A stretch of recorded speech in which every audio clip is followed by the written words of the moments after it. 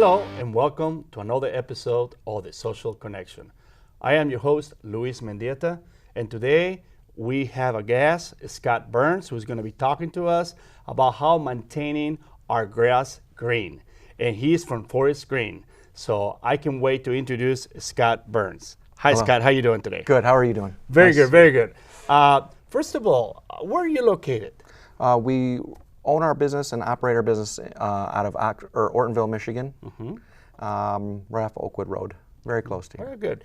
I always like to start my interviews with a story. I would like to know, where did you start it and how did you decide to become part of this business? Well, that's a good question. I actually started at a very young age.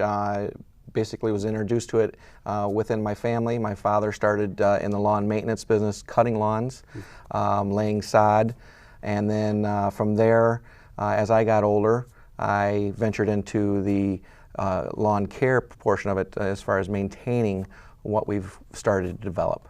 Well, that's very good. I mean, I'm sure you got a good foundation having your father teaching you how to do all this. Absolutely. I think it's always great to have a family member teaching us how to do some things, and you took it very seriously and continue with the business. Absolutely. I wanted to ask you how it's like to have a company like yours and help so many people to maintain the grass green. What is the most important things that people should know about your business? Well, turf, it's basically, you don't want to really overthink it. It's one of these things that if you start overthinking a lawn and the maintenance of a lawn can actually end up being worse than doing more harm than good. It's very simple and simplistic in order to take care of a lawn. Basically, I've narrowed it down to three categories. You obviously need water to support the lawn, you need food, and then you need a good environment, environmental habits. As far as cutting, raking, things like this. If you have those three categories, 9 times out of 10 the lawn will respond and respond well. Obviously there's things that can happen throughout the year that can cause particular problems like funguses, insect damage, things like that, and those things can be attended to as they pop up. But we try to keep it as simple as possible. Try not to overthink it. Okay, well, that's very good. Now, what type of soil do we have here in our area? Oh, gosh. I mean, I know that you probably work all kinds. Yes. But yes. What is the toughest to work with? I would say clay. Clay. Clay is the silty clay. We have a lot of silty clay in this area, a lot of gravel, which can be a little bit of a headache. Takes a little bit more watering, a little bit more moisture in order to perform in those conditions. How do we fix it? Let's say we found a place that has a lot of clay. Right. How can we fix that to make it look nice? Yeah, I mean, there's a couple different ways. You can use different products to start breaking down the clay, or you can what we call core aeration, where we plug holes in the lawn, creating space, air for movement in the root system. There are ways of top dressing a lawn, basically putting organic matter down on top, creating a better layer.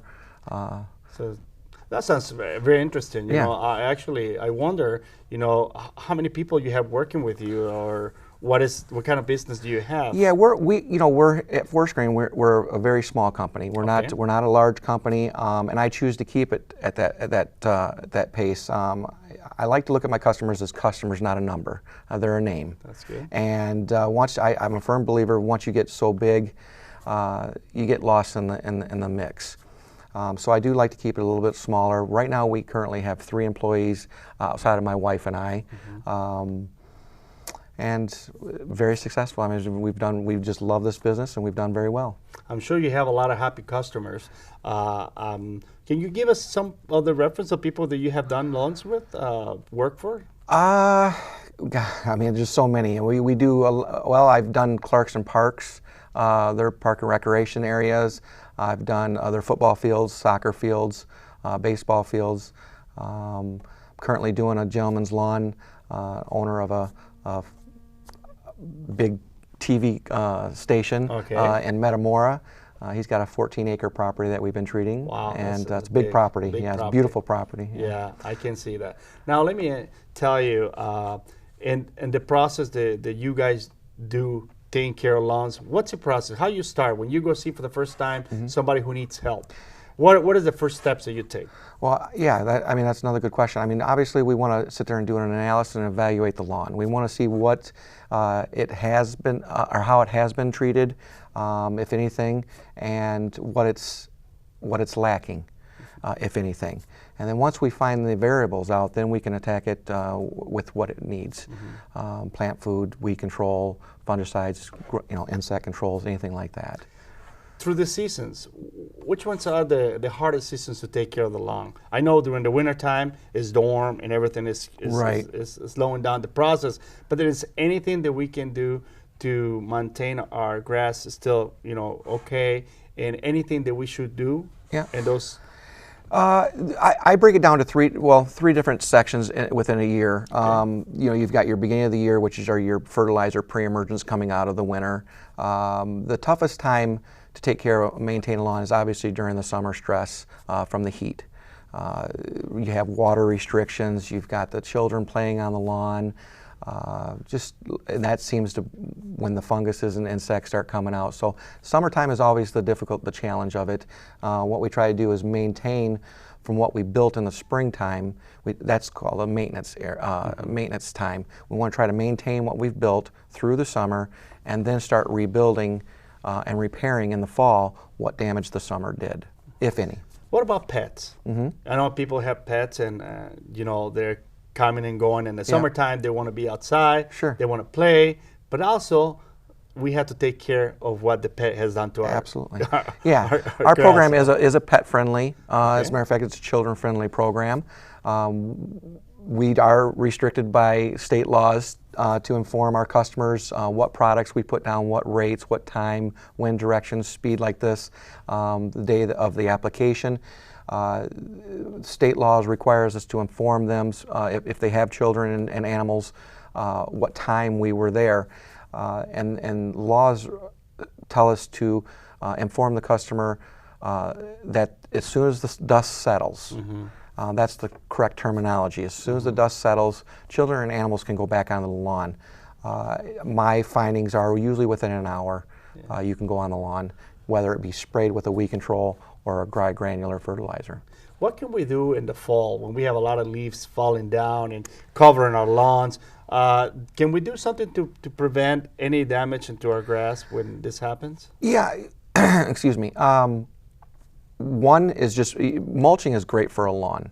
From what I've found throughout the years and from my studies, that mulching your leaves spring and fall into the lawn, putting them back into your soil, is pretty much the equivalent of one application of fertilizer a year. If that's not something that you have the capability of doing, is mulching them, obviously picking them up and getting rid of them, because if they do stay there through the winter, come spring, you could have a disaster on your hands. Yeah. I can see that happening. Another thing that I would like to know is also what kind of grass do we have to have so it will grow no matter what? But there's no water, but I don't have to take care Wouldn't of it. Wouldn't that be nice? Don't have to cut, don't have to, yeah. Well, is any kind of grass that actually grows anytime like fast, and it's not like the kinds that they're hard to keep, like bluegrass or all the kinds that they're hard to keep, but this kind of grass that they can just grow instantly? There are. I mean, there's so many different varieties and variables of grass types. For instance, like a coarse fescue or an orchard grass, which are a little bit more on the wider or wilder side of grasses. They're not usually the most attractive. Your more drought-resistant grass types, unfortunately, aren't the most attractive grass as far as when the visual of them.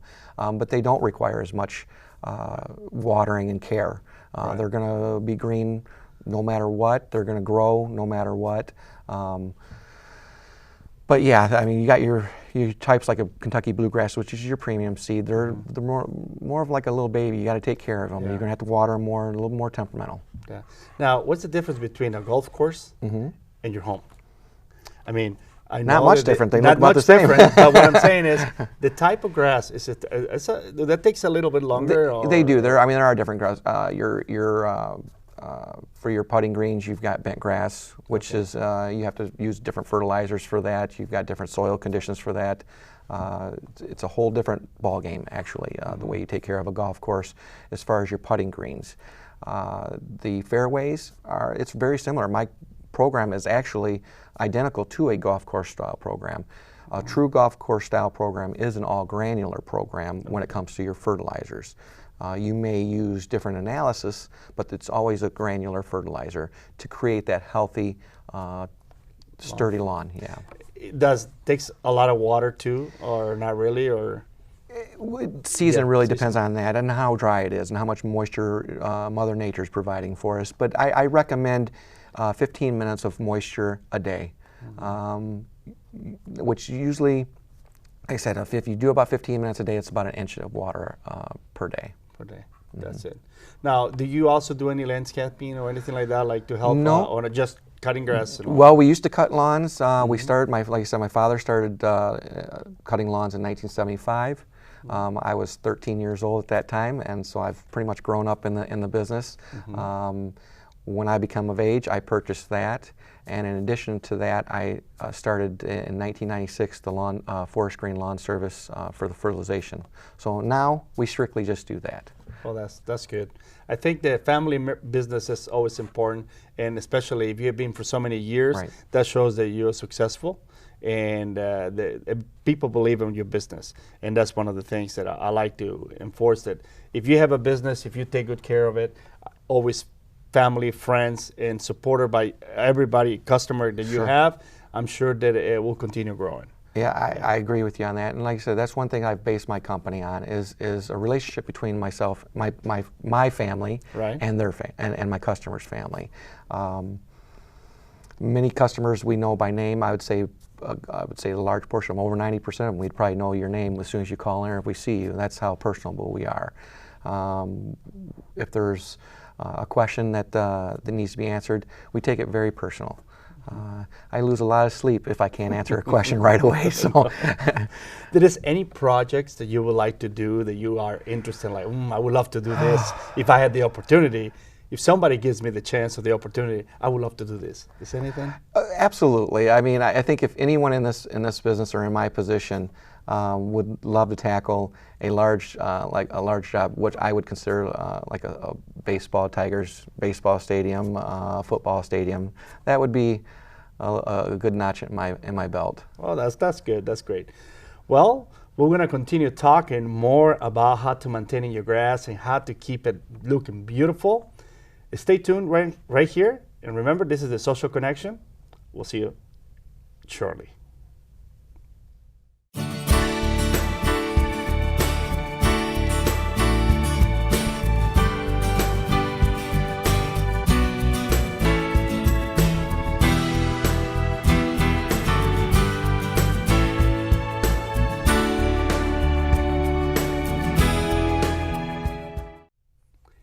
And welcome back to the Social Connection. I'm here with Scott Burns from Forest Green. And well, let's keep talking. I mean, it sounds interesting about what you're saying here. I want to ask you also, what makes your company different than the other ones?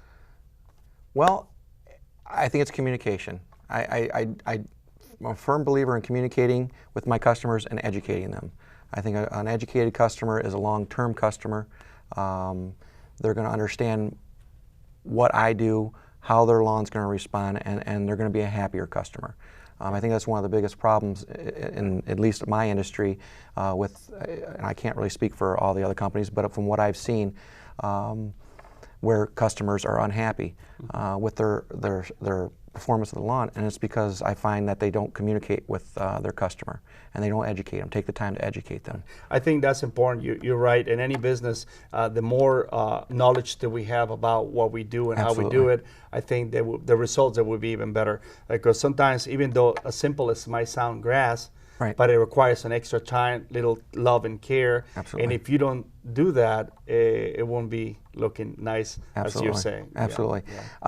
You know, the way I look at it, you know, you can have anybody fertilize a lawn, but it takes a professional to maintain a lawn and to give the proper advice for the customer to create the lawn that they want. They want to walk around barefoot on that nice, cool, plush lawn. And in order to get that, it does take some education. Yeah.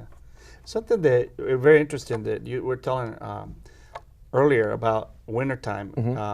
When they have a lot of snow, like we did have a lot of snow this Right. year, and we step on it too much in the grass, what if that happens to our grass? I mean, it might keep it like packed and Yeah, it's hard to make it breathe again. Absolutely, absolutely. I mean, the problems that it can create in the springtime is obviously compaction, soil compaction, core aeration that we had mentioned earlier, where we plug holes in the lawn.